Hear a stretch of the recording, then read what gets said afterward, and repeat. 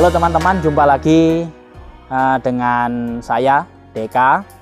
Jadi kami berada di Selawe Farm. Selawe Farm ini lokasinya di Dusun Watu Tumang, Desa Candiwatu, Kecamatan Pacet, Mojokerto, Jawa Timur. Nah teman-teman, Gapper, ini kami sedang memasukkan kotoran-kotoran kambing. Ini kami packing. Jadi karung ini ukuran 50 kilo.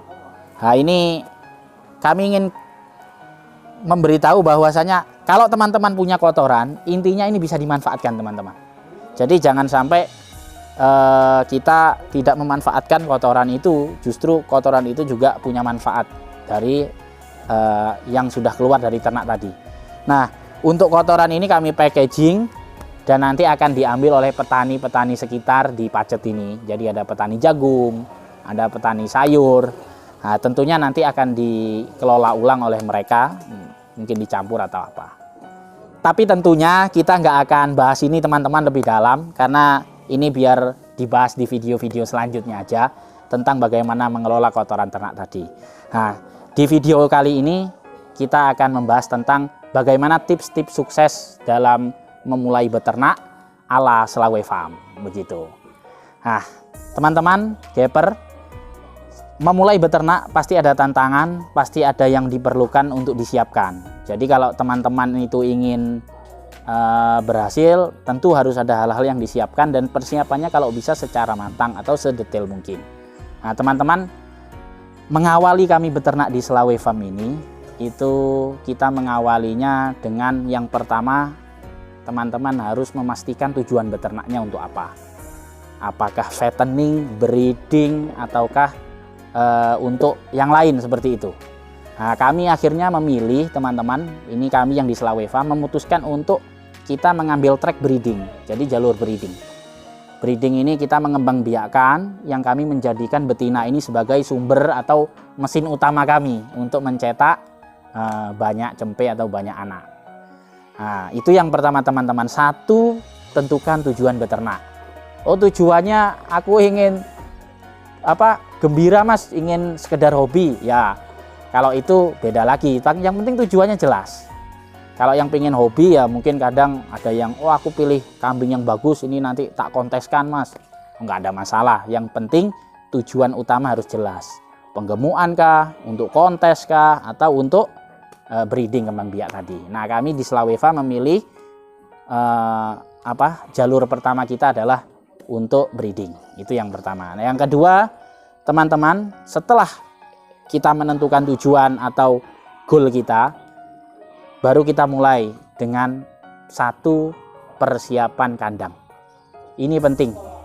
Ibaratnya kita mau beternak ini kan, rumah untuk hewannya ini ada, rumah untuk domba ini ada.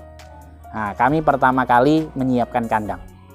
Itu yang pertama teman-teman. Kandang teman-teman bisa menyesuaikan dengan lokasi.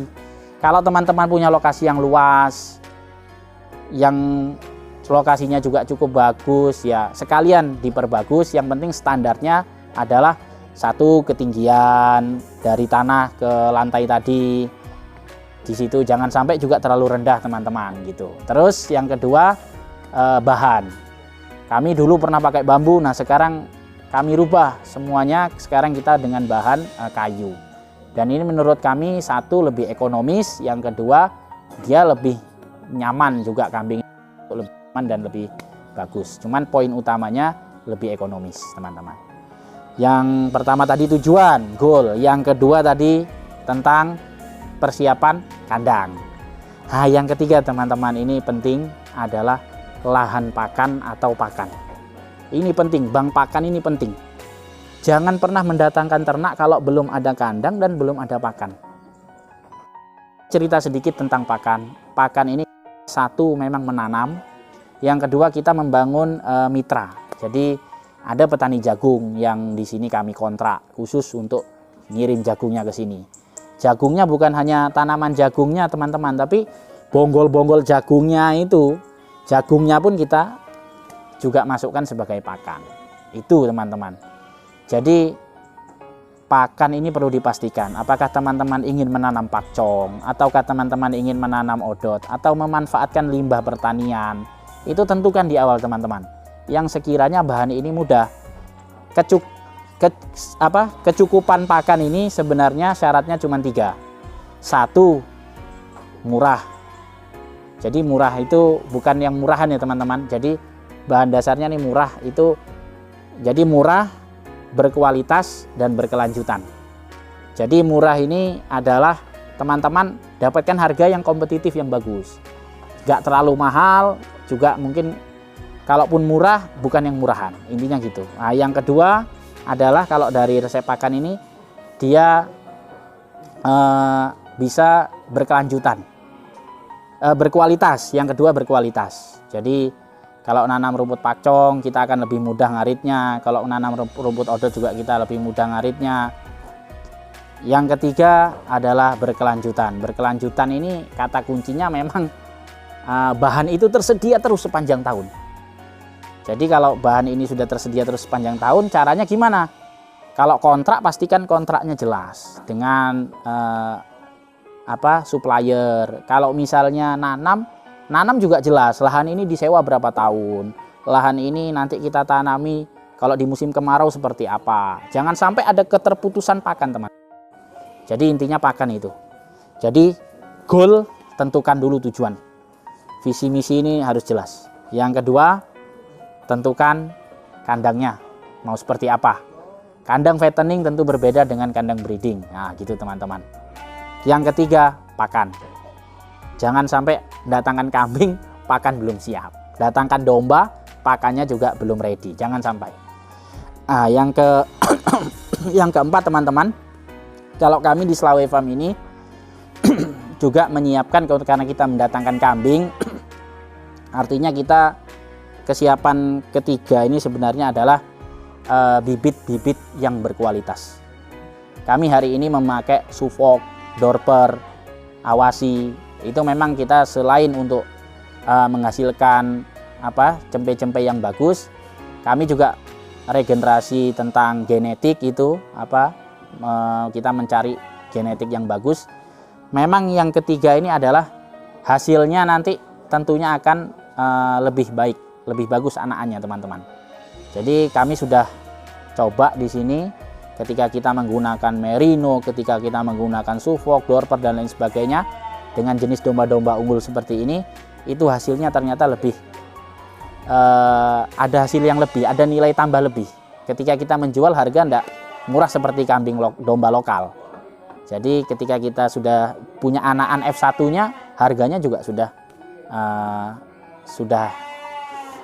sangat bagus lah seperti itu teman-teman. Dan orang juga lebih melirik barang kita karena ini kualitasnya bagus untuk dia gunakan lagi sebagai pemacek atau apa. Nah, jadi yang keempat ini adalah siapkan memang bibit-bibit unggulnya teman-teman. Ini bibit-bibit unggulnya jangan lupa disiapkan. Kalau kita belum bisa yang full blood, ya jangan memaksakan diri. Kita bisa pakai F1-nya. Kalau belum bisa ya F2-nya. Jadi F1, F2 gitu ya. Atau jenisan yang lain sesuai dengan kebutuhan kita. Intinya seperti itu. Intinya unggul. Kita juga selektif dalam memilih bibit. Tentu yang ambingnya besar, terus posturnya juga bagus, tegak, tulang-tulangnya besar, balungannya itu besar, itu teman-teman harus selektif memilih itu. Jangan sampai ada kecacatan atau dia punya bawaan penyakit yang ternyata bisa mengganggu dalam proses kita breeding. Karena breeding ini kalau kami di sini ya nafasnya panjang itulah. Untuk ini kita nafasnya harus panjang dalam breeding. Baik teman-teman, setelah tadi kita bicara tujuan, setelah kandang, setelah pakan, dan bibit unggul, yang kelima yang penting teman-teman adalah perawatan. Perawatan ini kuncinya teman-teman adalah ketika kita melakukan berternak itu, kita memang lakukan ternak itu dengan hati kita lah. Selain dengan hati kita pastikan memang satu, dia dapat nutrisi yang cukup. Yang kedua, pastikan dia memang nggak sakit. Karena kalau di perawatan ini keliru sembrono, teman-teman, ya mohon maaf, ini contoh sederhana teman-teman. domba datang sehat. Ternyata setelah di kandang kita pakani, badannya kok tambah kurus. Ya ternyata kena cacingan teman-teman. Dan kita nggak tahu penanganannya. Jadi kurus, nafsu makan turun dan tiba-tiba harus mati dan berakhir di penyembelihan. Misalnya seperti itu. Jadi perawatan pastikan teman-teman, satu, konsisten. Yang kedua, dengan hati. Kita melihat ternak ini ya memang ini peliharaan terbaik kita. Ini peliharaan, ini aset terbaik kita teman-teman. Kalau dia sakit, kita juga sakit. Wah gitu. Intinya kurang lebih tentang perawatan ini kuncinya adalah teman-teman perhatikan ternak itu. Jangan sampai kita hanya sekedar sekilas melihat, perhatikan bila perlu diamati. Mana yang nafsu makannya turun, segera berikan treatment obat, segera treatment dengan vitamin apa, suntik dengan ini. Itu teman-teman. Jadi jangan sampai ternak kita di perawatan ini kita lemah. Kita bagus di semuanya, kendor di perawatan, gagal teman-teman. Karena ternak akan sakit dan mati. Atau ternak akan sakit, daya jualnya orang mau beli pun nilainya turun. Nah itu. Nah jadi teman-teman, yang kelima ini adalah perawatan. Ini penting. Jenis apapun kalau dia bagus, ketika perawatannya nggak beres, hasilnya juga nggak beres. Jangan sampai perawatan teman-teman kendor. Dikasih makan di pagi, sore nggak dikasih makan. Ya ini juga keliru teman-teman. Jadi support pakan dia penuh, kayak manusia lah. Dia butuh makan, dia butuh pengobatan kalau dia sakit, dan dia butuh tempat yang nyaman. Jangan sampai kandang kotor atau bawahnya kotor nggak dibersihkan teman-teman. Jangan sampai. Jadi dia butuh nyaman. Intinya itu 3 itu teman-teman. Nah, terus ada 2 lagi teman-teman sebelum kita ke yang terakhir. Jadi ada 2 lagi, yang ke-6. Nah, yang ke-6 ini teman-teman, resepnya dari kita adalah mempersiapkan tentang pemasaran. Jadi ternak ini sudah punya cempe banyak, sudah punya banyak cempe. Nah ini mau diapakan? Kita harus jual, kita harus pasarkan, kita harus tawarkan ke teman-teman yang lain. Nah media pemasaran hari ini yang sangat-sangat bagus teman-teman adalah dengan menggunakan media sosial. Ini evaluasi, maksudnya hasil pengamatan kami ya. Jadi menggunakan medsos ya teman-teman, bisa menggunakan media saat ini, Instagram, YouTube, Facebook, WhatsApp. Jadi WhatsApp itu kami pernah buat status domba iki apik, tiba-tiba ada yang japri teman-teman. Piro harganya ya, berapa harganya gitu. Hanya dengan media sosial itu. Jadi jadikan wahana pemasaran ini teman-teman penting, harus ada di tempat kita, karena jangan sampai kita ini ngakunya breeding, beternak, yang dijual kandangnya bukan kambingnya, yang dijual ternyata pakannya misalnya. Ya itu berarti jualan pakan bukan jualan kambing kan gitu. Jadi teman-teman pemasarannya. Nah, jadi hasil kami yang kami lakukan di Selawe Farm. Jadi cempe yang sudah beranak ini kami besarkan dulu, kami gemukkan, kurang lebih usia 4 bulan itu kami lepas.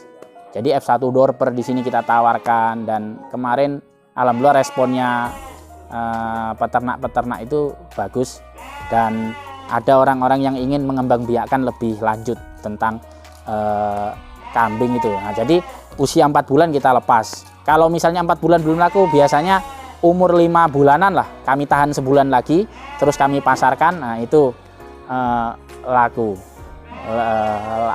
intinya seperti itu. Nah itu teman-teman. Nah yang terakhir sekali teman-teman, ini penting setelah pemasaran dan lain-lain sebagainya, jangan lupakan teman-teman membangun maksudnya gini, kita amanah dalam pengiriman. Jadi memastikan pengiriman dan transaksi ini betul. Kami hanya ingin menyampaikan teman-teman, jadi kita memastikan kita punya pencatatan gitu setiap transaksi yang masuk. Oh si A beli ini di kita, itu pastikan rapi teman-teman. Kalau nggak gitu kita nggak tahu iki rugi apa untung, iki bati apa ora gitu. Nah tapi kalau teman-teman melakukan pencatatan yang rapi, yang detail, itu insya Allah kita akan mengetahui kita beternak ini untung atau rugi sebenarnya dari kalkulasi itu. Nah itu teman-teman, jadi Yang pertama tadi tujuan, visi misinya. Yang kedua siapkan kandangnya. Yang ketiga siapkan pakannya, mau lahan pakan dan lain sebagainya. Yang keempat siapkan bibit-bibit yang menurut teman-teman bibit unggul. Dan yang kelima pemeliharaan. Ini penting teman-teman. Dan yang keenam pemasaran.